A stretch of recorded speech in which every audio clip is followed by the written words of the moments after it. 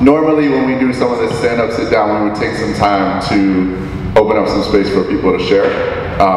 There's going to be a pretty busy workshop, and we're going to be breaking into tables in a little while. I would encourage folks to kind of bring those experiences in your neighborhoods into the rest of this workshop. But one of the things that was clear is that most of the issues, or most of those things, have affected folks in this room, and they're part of what's happening in our communities and in our cities. So I'm just going to take a few minutes to kind of lay out what some of the things that we're seeing on the ground in the fallout of the foreclosure and housing crisis.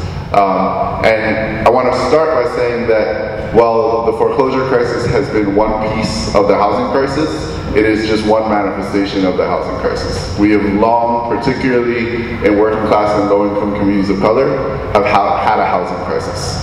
The housing crisis over the last 10 years has heavily leaned towards millions and millions and millions of families losing equity, losing wealth, and losing houses through foreclosure, and as a result of really intensive predatory lending practices in certain communities, particularly in communities of color and low-income communities.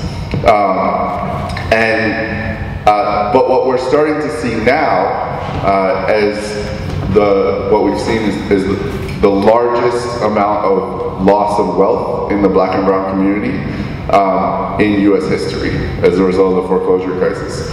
And what that looks like in practice is not only families having less wealth, but having less control over our housing and our communities, right? So housing that over the previous 30 years, for the first time, we started to see more and more folks having some opportunity for home ownership or some opportunity for ownership over local housing, is now being turned almost entirely over to banks, investors, and hedge funds.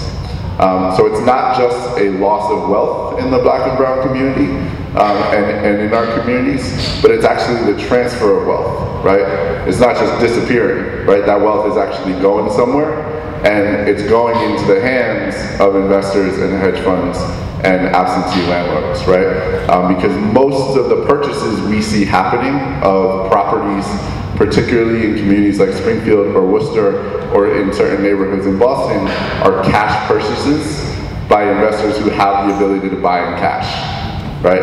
They're not mortgages that are being given out, they're cash purchases at very low prices. It's not true in every context, you know, and there are different markets and different real estate, but markets have some different things going on. But equally to that, we're also seeing that rents are starting to rise, right? And so this long-term housing crisis that we've seen in our communities, where rent and housing costs outpace what people can actually afford, is starting to skyrocket, right? There's more people who need to rent. In Springfield last year, rents went up 13% across the city. They're scheduled to go up higher. And housing prices are really skyrocketing. And then we're also seeing huge numbers of vacant properties. We don't have and vacant properties that are controlled by these investors, right, or these banks. And overall, less and less control over the property and over the land in our communities. So as we go into this workshop,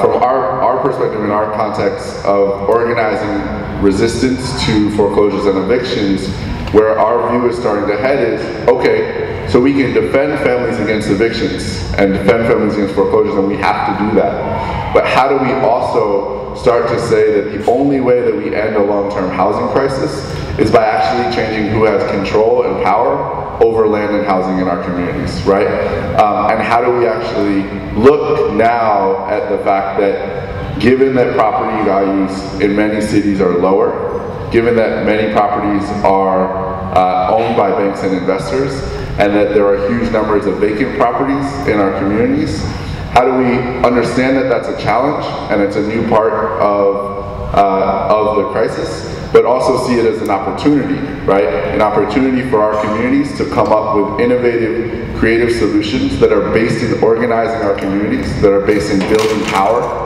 right? To build solidarity economies.